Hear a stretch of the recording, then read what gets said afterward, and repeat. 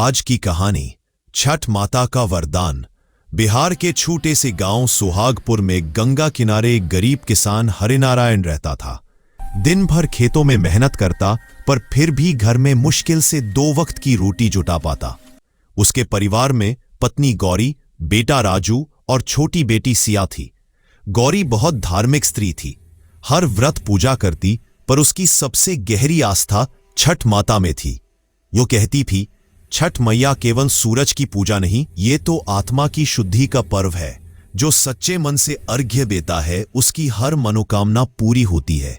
एक साल बारिश बिल्कुल नहीं हुई, खेत सूख गए, फसल नष्ट हो गई, गांव में अकाल पड़ गया। हरिनारायण के पास खाने तक को कुछ नहीं बचा। सिया बीमार पड़ गई और दवाई के लिए पैसे नहीं थे। हरिनारायण निराश होकर बोला, गौरी अब क्या करे, अन्न का एक दाना नहीं है, कैसे मनाएंगे छठ माता का व्रत। गौरी की आंखों में आंसू थे, पर स्वर में दृढ़ता। छठ मैया की पूजा श्रद्धा से होती है, धन से नहीं। अगर मन सच्चा हो तो नदी का जल भी प्रसाद बन जाता है। गौरी ने तय किया कि चाहे जो हो वह इस बार भी छठ का व्रत रखेगी। छठ के पहले दिन नहाए खाए का समय आया।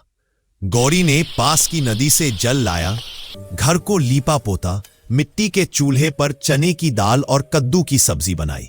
हरिनारायण बोला, लोग हंसेंगे गौरी, बिना गेहूं बिना फल के तू कौन सा व्रत करेगी।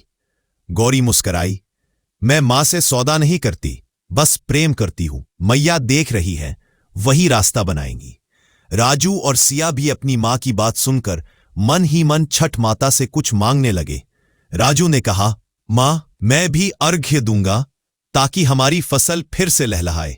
सिया ने कहा, मैं बस इतना चाहती हूं कि हम सब खुश रहें।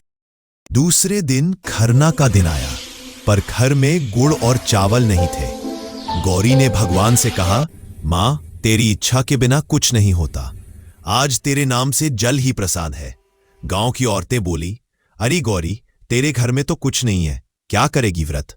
गौरी ने बस इतना कहा, जब मैया बुलाती है तो वही साधन भी भेजती है। और सच में शाम होते होते एक बुजुर्ग महिला उसके दरवाजे पर आई। उन्होंने कहा, बेटी मैं दूसरे गांव जा रही थी, ये गुड़ और चावल रास्ते में गिर गए, ले ले तू, मां का नाम लेकर बना ले प्रसाद। गौरी ने उन्हें प्रणाम किया, उसका मन भर आया। उसे लगा मानो स्वयं छठ माता उसके घर आई हो। अगले दिन घाट पर डूबते सूरज को अर्घ्य देने की तैयारी हुई। सूरज की लालिमा पूरे आकाश में फैल गई थी। गांव की औरतें गीत गा रही थी, काछी बांस के बहंगिया, बहंगिया लेके ए जाइए वो छठी मैया। गौरी भी अपने बच्चों के साथ नदी में उतरी। उसके पास कोई बड़ी थाली नहीं थी, ना फल ना मिठाई, सिर्फ मिट्टी का दिया और नदी का जल था। उसने हाथ जोड़कर कहा, मां मेरे पास कुछ नहीं, बस आस्था है, मेरे बच्चों की रक्षा करना। तभी तेज हवा चली, दीपक बुझ गया। राजू डर गया, मां दिया बुझ गया। गौरी बोली, नहीं बेटा, ये तो संकेत है कि मैया हमारी परीक्षा ले रही हैं। उसने पुनः दीपक जलाया। उसी पल आकाश में एक सुनहरी किरण फैली। सूर्य धीरे धीरे अस्त हो रहा था और ऐसा लगा मानो कोई मुस्कुराकर कह रहा हो, भरोसा रख बेटी, अंधेरा कभी स्थायी नहीं होता। अगले दिन सुबह सुबह सभी भक्त उदयमान सूर्य को अर्घ्य देने घाट पहुंचे। गौरी भी नदी में खड़ी थी। सूर्य की पहली किरण जैसे ही पानी में पड़ी, नदी की सतह पर सुनहरी आभा फैल गई। राजू ने देखा, कुछ मछलियां किनारे पर कूद रही थी और उनके पास रेत में चमकता हुआ एक सोने का सिक्का पड़ा था। हरिनारायण ने उसे उठाया, वह असली सोना था। थोड़ी ही देर में गांव वाले बोले, हरिनारायण के खेत के पास जमीन से पानी फूट पड़ा है। सालों से सूखी वह धरती अब झरने सी बह रही थी। गांव के लोग दौड़ कर आए।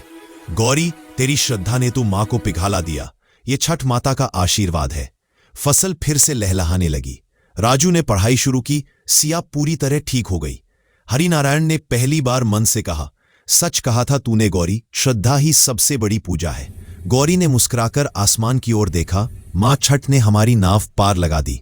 वर्षों बाद जब राजू बड़ा होकर इंजीनियर बना, उसने अपने गांव में एक सुंदर घाट बनवाया जिसका नाम उसने रखा छठ मैया घाट।